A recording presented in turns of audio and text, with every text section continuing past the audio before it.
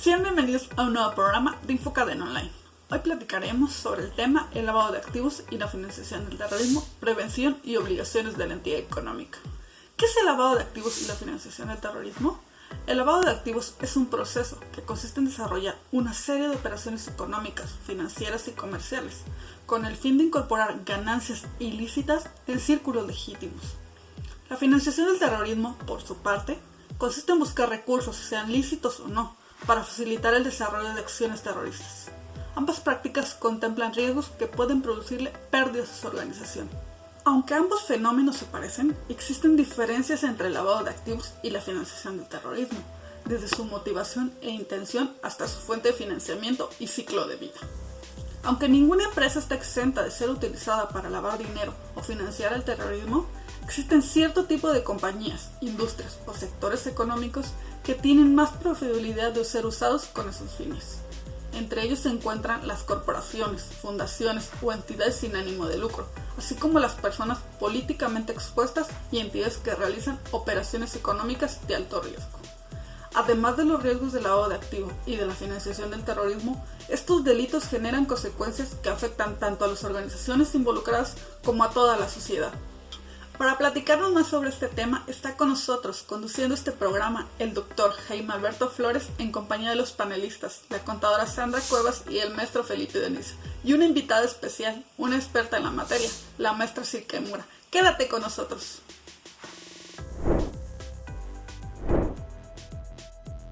Estimados amigos, esto es Infocadena Online, y en esta ocasión vamos a platicar de un tema sumamente importante, que es la ley antilavado, las principales obligaciones que derivan de ella. Tenemos a nuestro panel de invitados como siempre, y tenemos una invitada muy especial. Quédese con nosotros.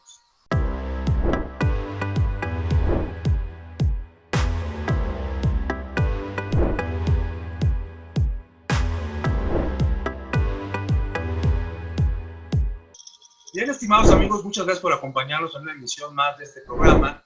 Como siempre nos acompañan nuestros expertos, el maestro Felipe Dionisio, la contadora Sandra Cuevas, y en esta ocasión tenemos a una invitada muy especial que nos va a platicar del tema. Ella es abogada, es también contador público, tiene una maestría en cada una de sus especialidades y además es una persona sumamente estudiosa, y nos da mucho gusto que nos acompañe como siempre a la maestra Silke Mura. ¿Qué tal, maestra? Hola. ¿Cómo se encuentra? Hola, doctor, ¿cómo está? ¿Cómo están panelistas? Contadora Sandra, maestro Felipe. Buenas tardes, maestra. Buenas tardes, maestra. Bien, pues hoy vamos a platicar de un tema que nos sugirió y que habla precisamente de estos esquemas de lavado de dinero, y más que de lavado de dinero, de la regulación administrativa que existe al respecto. Vamos a platicar hoy de la Ley Federal para prevenir e identificar operaciones con recursos de procedencia ilícita, de esta ley que se llama Ley Antilavado o Ley contra el Lavado de Dinero coloquialmente, pero que establece ciertas obligaciones para ciertos grupos de actores económicos. Maestra, platícanos un poco de esta ley, ahí entrando en contexto, de qué se trata, qué obligaciones nos genera.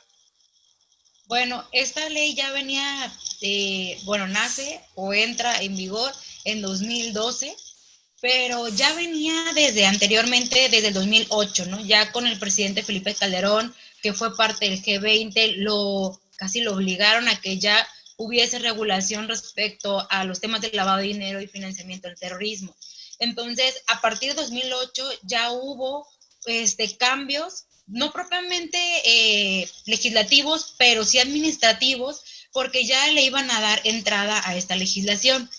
Esta legislación aparece el 17 de octubre de 2012, fue publicada en el Diario Oficial de la Federación, la Ley Federal para la Prevención e Identificación de Operaciones con Recursos de Procedencia Ilícita, la mayormente conocida Ley Antilavado de Dinero, con entrada en vigor el 17 de julio del 2013 y con el que establece para actividades económicas, ciertas obligaciones para actividades económicas y considera obviamente actividades vulnerables. ¿Qué tiene por objeto esta ley?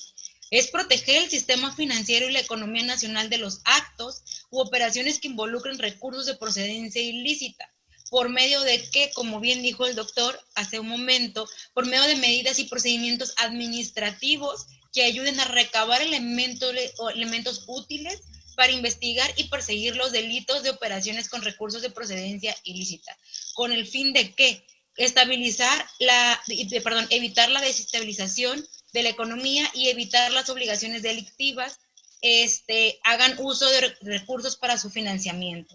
Ese es el principal objetivo que tiene esta ley. Entonces, a partir de este momento podríamos deducir, hubo varias reformas, también el Código Penal tuvo su reforma, en donde ya había diferentes momentos que el legislador ya había observado para la integración de ese dinero al sistema financiero. Entonces, lo que guarda esta ley es evitar a toda costa que ese dinero que proviene del lavado de dinero y de financiamiento al terrorismo no ingrese al sistema. En las relaciones internacionales que México tiene, donde se hace un requerimiento importante a nuestro país para que se evite primero lavar el dinero y después que ese dinero vaya a parar a las manos de grupos delincuenciales terroristas internacionales, que es básicamente ya el conjunto de conceptos que se empiezan a manejar en el ámbito internacional. Pero para que nuestro público se vaya entrando en el tema, ¿qué quiere decir lavar dinero? Hay muchas ideas, hay muchas interpretaciones a veces, pero en sí, ¿qué quiere decir lavar dinero? Bueno, esta palabra viene desde Nueva York. Vamos a ir a retomarlo desde anteriormente. ¿Por qué se llamaba lavado de dinero? Porque había una especie de gángster en Nueva York que tenía lavanderías. Entonces, lo que hacía era introducir el dinero a través de esas lavanderías para poder tenerlo limpio. Ellos le llamaban a eso, ¿no? Entonces, la historia acerca del lavado de dinero o ese concepto viene desde hace muchísimos años, cuando el alcohol era ilegal y veían la forma de poder introducir ese dinero.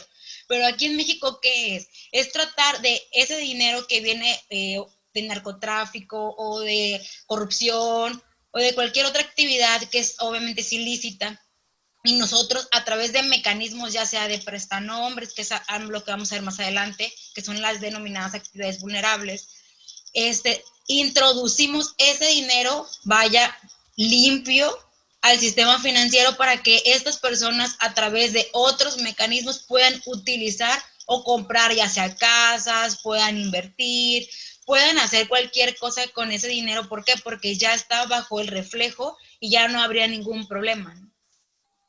Sí, y de hecho el Gafi dice eso, ¿no? El Gafi dice que lavar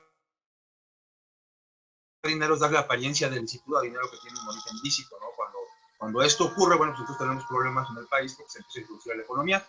E históricamente, yo creo que incluso mucho más allá, ¿no? Hay quien dice que desde las cruzadas, hay quien dice que desde que existen actividades delincuenciales se ha lavado dinero, y bueno, ese grupo delincuencial que participaba entre Nueva York, Chicago, el grupo de Al Capone, ¿no? Que era el que mayormente se conoció en los años 30 del siglo pasado, fue el que empezó a poner el dedo en esa forma de lavar dinero a través de negocios ilícitos, ¿no? Que es lo que ocurre mucho en nuestro país. Entonces, esta ley, decía, nos comentaba usted, pretende que evitemos que se lave dinero a través del sistema financiero, pero también a través de otras actividades. ¿Qué empieza a regular esta ley? ¿O qué regula esta ley particularmente? ¿Qué tenemos que hacer quienes llevamos a cabo este tipo de actividades que en la ley se señalan como vulnerables? Okay. Lo primero que se es identificar si nosotros solamente tenemos que identificar al cliente o tenemos que presentar un aviso. Para esto, pues obviamente tenemos que visualizar las actividades vulnerables, que esas se pueden encontrar en el artículo 17 de la Ley Antilavado de Dinero. Aquí, como ya les había comentado, hay de dos tipos de actividades vulnerables: las que son de umbral de aviso o de umbral de identificación. Nosotros, obviamente, nuestra entidad económica tiene que visualizar si se encuentra de esas actividades vulnerables.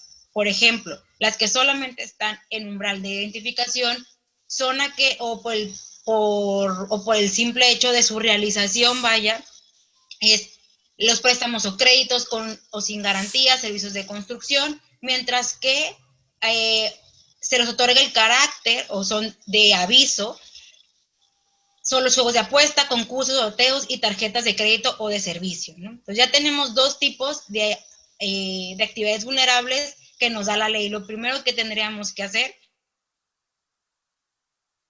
es tratar de identificar cuáles son las actividades que hace la empresa para poder presentar o la para hablar de una forma más concreta de este tema, nos va a faltar espacio. Le voy a pedir que nos espere un momento, vamos a quedarnos con esa parte que nos está explicando de las actividades vulnerables, vamos a hacer un corte y regresamos para seguir platicando de las actividades vulnerables que establece la ley antilavado y cuáles son las obligaciones que generan. Quédate con nosotros. No te vayas, en un momento regresamos a Infocadem Online.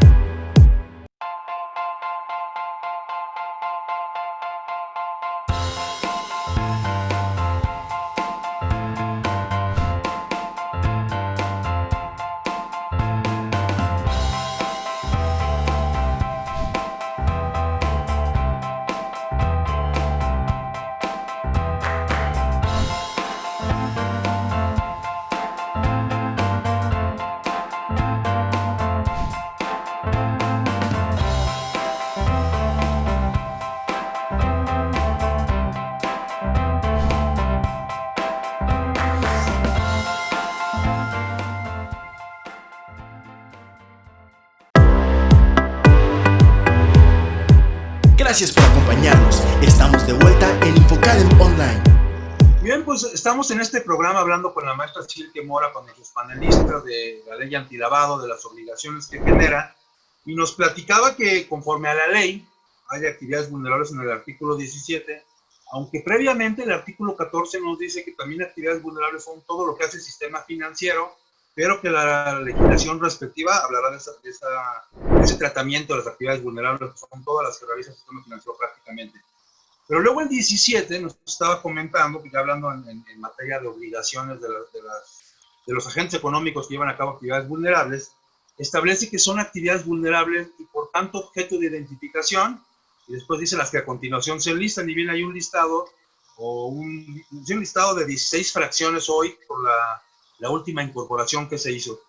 Nos platicaba también, hay unas que establecen únicamente un umbral de identificación y otras establecen un umbral de presentación de avisos, y esa parte del umbral es una denominación que le dio el portal, ¿no? Al final del día, no es una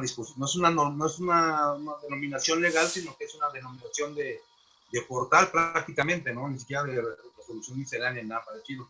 Pero ¿qué implica entonces identificar nada más o presentar avisos? Ok, aquí ya hay una diferencia entre los que se identifican y los que hay que presentar aviso, porque como usted bien dijo, eso de la palabra umbral tiene que ver con el portal, pero ¿qué es lo que nos identifica? Los que son de identificación, y traigo un ejemplo súper sencillísimo, vamos a tomar el de préstamo o crédito de garantía. Siempre lo vamos a identificar conforme a la ley, pero va a ser materia de aviso cuando pase los 1605 UMAS. Entonces, aquí podemos encontrar las dos características, tanto de identificación como es de aviso, ¿no? Pero, ¿qué obligaciones tiene cada uno de ellos? Cuando son de solamente identificación, el contribuyente debe darse de alta e integrar los expedientes de identificación conforme vienen en el reglamento y en las reglas de carácter general. Pero si es de aviso, entonces tiene que presentar esos avisos ante la autoridad correspondiente, si tenía que ver con materia fiscal, porque estaba el 17, y creo que por ahí ya hubo un criterio definido que estamos hablando en materia administrativa.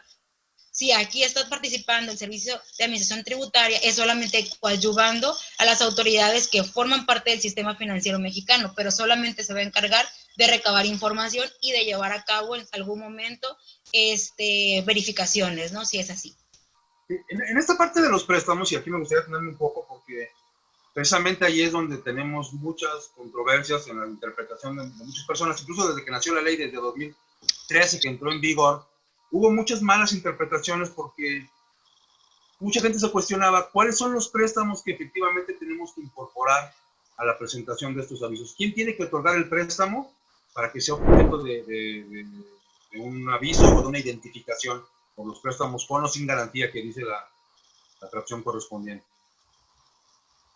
Bueno, en este contexto estamos hablando de todos los préstamos. No hay una definición de un préstamo en específico o algún crédito en específico. Simplemente nos está hablando de una cantidad, o sea, siempre va a ser identificable. ¿Por qué? Porque los préstamos, al formar parte del sistema financiero mexicano, como usted bien abordó, que el artículo 14 habla acerca de las operaciones que realizan estas entidades financieras, pues obviamente siempre van a estar de identificación. ¿Qué va a ser la diferencia? La diferencia va a ser el momento de la cantidad por ese préstamo y entonces por el cual tendría que avisar la entidad a la autoridad correspondiente, ¿no? Sí, bueno, aquí habría que hacer una diferencia, ¿no? Los del 14 Dice, sistema financiero, la ley de instituciones de crédito, la ley del mercado de valores en particular, definirá los parámetros de los créditos que se otorgan en el sistema financiero y que son identificables bajo qué parámetros. Pero en el 17, a los que se refiere es a aquellas empresas que no son un sistema financiero y que otorgan préstamos con o sin garantía.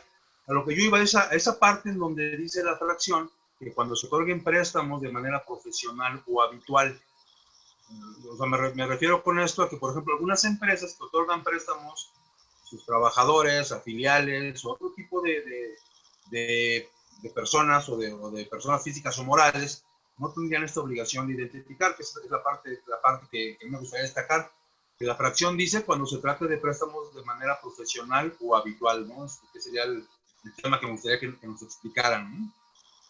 Ah, ok, ya lo entendí, sí, lo estaba viendo con lo anterior, claro. De hecho, pues aquí tendríamos que identificar los préstamos, o sea, obviamente determinar cuáles son los préstamos que de manera habitual lo está realizando la persona física o la persona moral, ¿no? Y dependiendo de si pasa los 1,605 UMAS, entonces pues va a estar la tesitura de presentar ese aviso, ¿no? Esa es la cuestión, pero cualquier préstamo que esté realizando o lleve a cabo la persona física o moral tendría que reportarlo.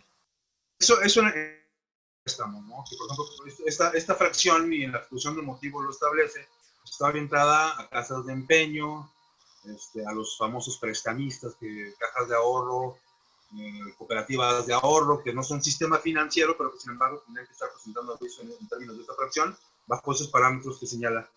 De los autos, porque a veces los autos, la gente se molesta cuando llega a comprar un coche nuevo, usado, y le piden información. ¿Por qué tenemos que entregar esta información nosotros como compradores? ¿Y por qué es importante que la automotriz, por ejemplo, tenga esta información? Bueno, es importante porque por el tema de ese es el tema importante de los prestanombres. Es justamente lo que ellos tratan de evitar, de que se pueda colocar ese dinero a través de otras personas y que vaya fluyendo el dinero. O sea, por eso tratan de pedir los registros o que esa persona se identifique para poder obrar esa información ya dentro de la autoridad correspondiente. Ok, entonces, un coche nuevo usado de determinado monto, y si la persona que me lo está vendiendo se dedica a ello de manera profesional o habitual, que es uno de los conceptos que se repiten en las distintas fracciones. Yo puedo celebrar cierto tipo de operaciones, pero soy objeto de identificación en aquellos casos en que lo hago de manera profesional o habitual, ¿no? Ya sea la venta de automóviles, la joyas, de relojes, los préstamos mismos que mencionábamos, la construcción también tendría que ser de manera profesional o habitual. Pues todo ese tipo de conceptos que a veces vale la pena que la gente los conozca, le generan obligaciones que en caso de incumplir van a generarle sanciones. Pero bueno, vamos a seguir platicando de esta ley, de las obligaciones, de cómo las presentamos. Vamos a ir un corte y regresamos, maestra. Gracias por acompañarnos el día de hoy. Quédense con nosotros, estamos platicando de actividades vulnerables y de ley antilevado. No te vayas, en un momento regresamos a Infocadem Online.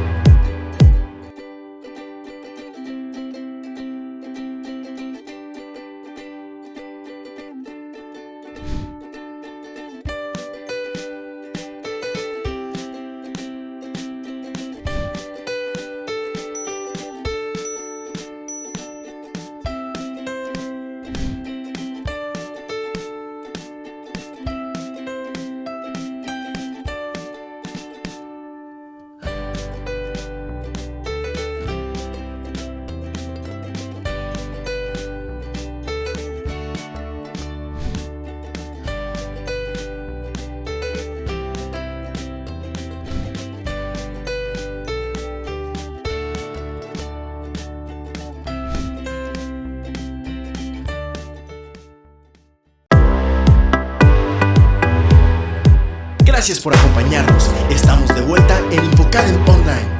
Bien, y platicando de esta famosa ley antilavado y de las obligaciones que genera, nos acompaña la maestra Cintia Mora. Y bueno, me gustaría que empezaran a participar Sandra y Felipe, que se están quedando. A ver, Sandra, por favor. Claro que sí.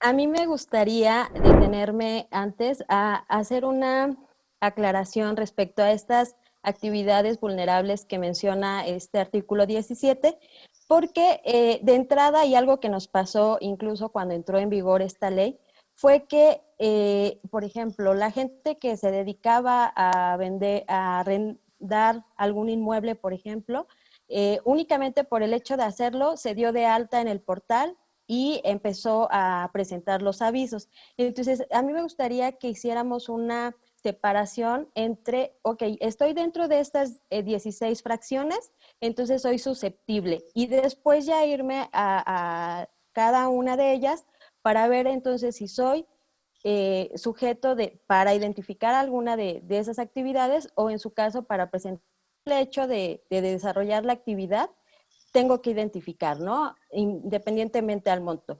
Pero hay otras en las que es muy importante identificar el monto, porque de ahí va a partir, si yo tengo que identificar, puede ser que me quede nada más en ese segundo peldaño, que es una actividad susceptible, ok, identifico, pero incluso puedo nunca llegar a presentar algún aviso, porque no voy a rebasar ese siguiente peldaño, que sería el umbral, como lo marca o como lo menciona esta plataforma de ley antilavado.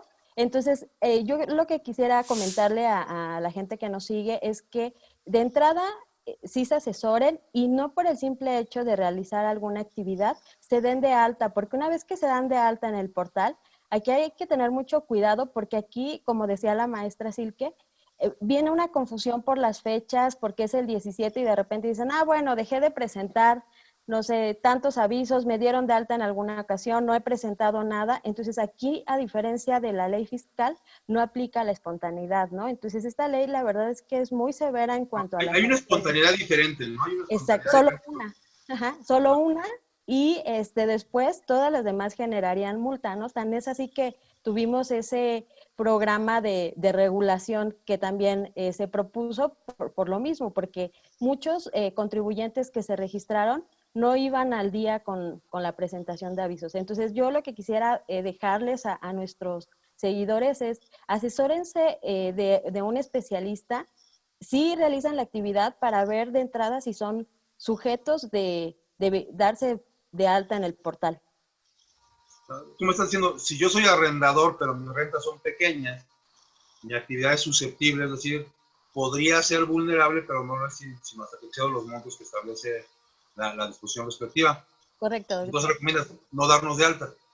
En esos casos no, porque una vez que yo me dé de alta, quizá no, desde ahí no nace la obligación de registrarme en el portal, pero si me doy de alta, entonces sí tengo la obligación de presentar los avisos, así sean en ceros, y el día que deje de presentarlos, entonces sí las sanciones me van a acabar administrativamente. Casi 17,000 pesos, ¿no? Más o menos por Así es. incumplida. Felipe. Sí, no quiero ser el pesimista del panel o del grupo, ¿no? Pero como comentaba la maestra Silke, a raíz de que nació precisamente la coloquialmente llamada ley antilavado, creo que hasta en la actualidad sigue siendo muy poco ineficaz. Realmente la eficacia es que no la tiene. De hecho, lo comentaba ahorita, en este caso Sandra, cuando se dan de alta, ¿no?, para registrarse en el portal, la autoridad sacó unas cifras donde nos muestra que realmente es un número bastante bajo de las personas que están registradas. Se registran, más bien, o no se registran, primera, por un desconocimiento, pero segunda, la ley antilavado ha sido muy poco eficaz para combatir este tipo de acciones. Sin en cambio, a la par, la que sí es bastante eficaz o ha tomado gran fuerza ha sido la UIF. Recuerdo que en algún momento, cuando precisamente salieron las primeras disposiciones, ni siquiera podía dar un criterio, como ya lo comentaba usted, doctor, en este caso, si un préstamo de una empresa que tal vez no se dedicaba precisamente a esa actividad, podía ser un objeto, en este caso, de dar aviso en una circunstancia parecida. Entonces, creo que la que se ha tomado bastante fuerza ha sido la UIF.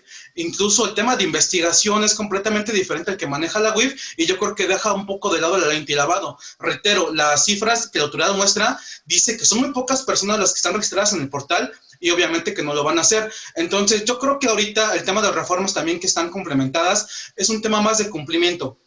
de cumplimiento en el sentido que únicamente lo van a hacer a cumplir las 40 recomendaciones que emitió en ese caso la Gafi, y únicamente para ratificación porque tienen que hacerlo en 2021. Entonces yo creo que nada más es un tema de cumplimiento que realmente un tema de eficacia, la identidad de lavado, y recordemos que en este caso para desmantelar este tipo de redes existen cuestiones realmente más poderosas, como a lo mejor son aseguramiento de cuentas, que obviamente lo hace la UIF, también la cancelación de sellos digitales, como ya lo veíamos por parte del SAT, y por último también recordar en este caso el tema de otras acciones como en contra de las factureras, que también ha propuesto el SAT con el 69. Entonces yo creo que tiene mecanismos más fuertes que la propia ley antilavado, y la ley antilavado sí ha carecido o carece, yo creo que de mucha eficacia. Sí, que digo, finalmente hay que recordar que la ley es una ley de prevención y de identificación y no va más allá, no es un instrumento de la UIF y del SAT en conjunto. Maestra, y precisamente retomando lo que dice Felipe, ¿qué tan preocupados debemos estar por cumplir si estamos en este tipo de actividades? ¿Qué tanto nos puede ir mal? Porque además nos puede ir mal con el incumplimiento. ¿De veras será que, dice Felipe, no van a llegar? Y se lo pedía manera de conclusión porque también se nos acaba el tiempo. Sí, claro. Algo que quisiera tomar que dijo el maestro Felipe, muy, muy cierto.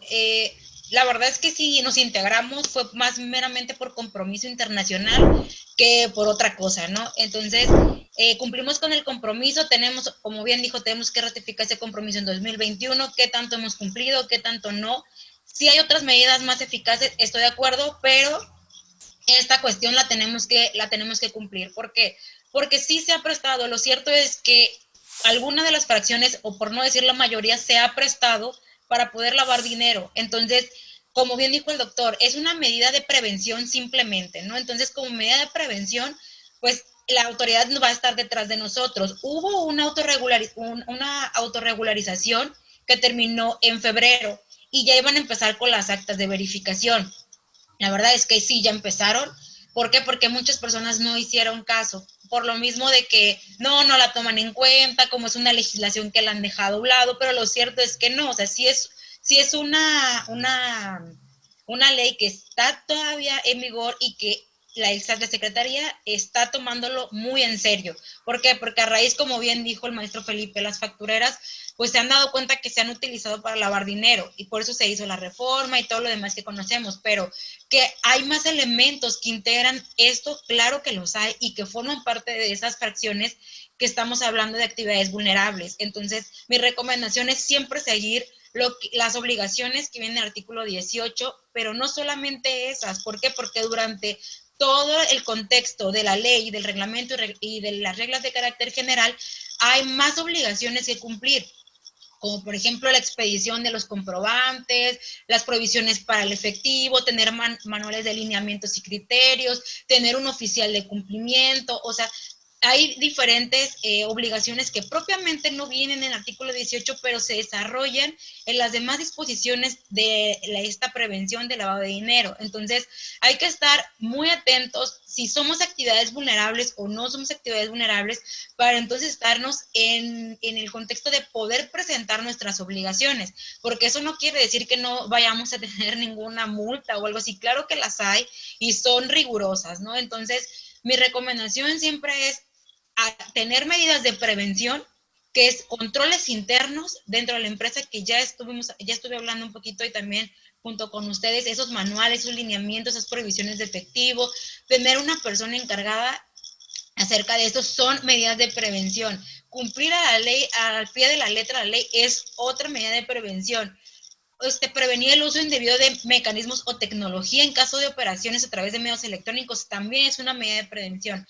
Entonces, si la empresa tiene duda, como bien dijo la contadora Sandra, es necesario que se asesoren. ¿Por qué? Porque a lo mejor ahorita no sabemos que estamos incumpliendo y como bien había comentado en algún momento de nuestra plática, la contadora Sandra y el doctor Jaime, pues hay un momento de espontaneidad diferente, ¿no? Pero sí es importante cumplir, que se acerquen a los asesores para que ellos puedan determinar hasta qué momento está el incumplimiento. ¿Por qué? Porque como bien existió también el tema del outsourcing, que si no sabíamos que si sí, que si no, y ya después había una serie de cumplimientos, no solamente en materia administrativa, sino también en materia fiscal, que se fueron adecuando al tema del outsourcing. ¿Para qué? Para robustecer esa parte también de la prevención del lavado de dinero. Entonces, sí es sumamente importante cumplir con esto. ¿Por qué? Porque si no también tendríamos algún efecto penal. Entonces, para tratar de evitarnos todo el tema penal y solamente que quede en sede administrativa, entonces hay que cumplir, hay que acercarnos, hay que leer, aunque sea el artículo 17 y el artículo 14, para poder adentrarnos más, que es una actividad vulnerable, y ver si estoy dentro de esas, y entonces acercarme a algún asesor para que éste pueda ayudarme con la presentación de mis avisos, y también pueda haber una auditoría en materia de prevención del lavado de dinero, con la finalidad de determinar hasta dónde ha sido mi incumplimiento. Auditoría al menos de manera administrativa, o sea, qué tantos avisos he presentado, qué tantos avisos no. También hay una auditoría de prevención del lavado de dinero. Entonces ya es propiamente identificar dentro de la entidad económica en dónde están las posibles contingencias de incumplimiento de esta ley, ¿no? Entonces, sin duda esas serían mis recomendaciones, y sin duda también hago énfasis en la pregunta que también me ha hecho el doctor Jaime, que si le hacemos caso o no le hacemos caso, si hay multas o no hay multas. Sí, si las hay, es grave. Entonces es importante que, si todavía ahorita ha pasado un tiempo considerable, las las verificaciones empezaron en marzo, entonces todavía estamos como en esa posibilidad de acercarnos con la autoridad y poder presentar nuestros informes, nuestros avisos, perdón. Sí, así es, con el cuidado debido, porque presentarlo ya no es espontáneo y podría generarnos multas bien importantes, ¿no? Entonces, hay que tener cuidado, ya lo dijo la maestra, ya lo dijeron sus panelistas, es una ley que hay que tratar con sumo cuidado, con sumo conocimiento, y esperamos que este programa les haya sido de utilidad. Muchas gracias por acompañarnos, gracias a ustedes por su participación, maestra, como siempre. Gracias. Felipe, Sandra, gracias por acompañarnos. Gracias, doctor. Esperamos una emisión más de este programa. Gracias por acompañarnos. Estamos en Infocadem.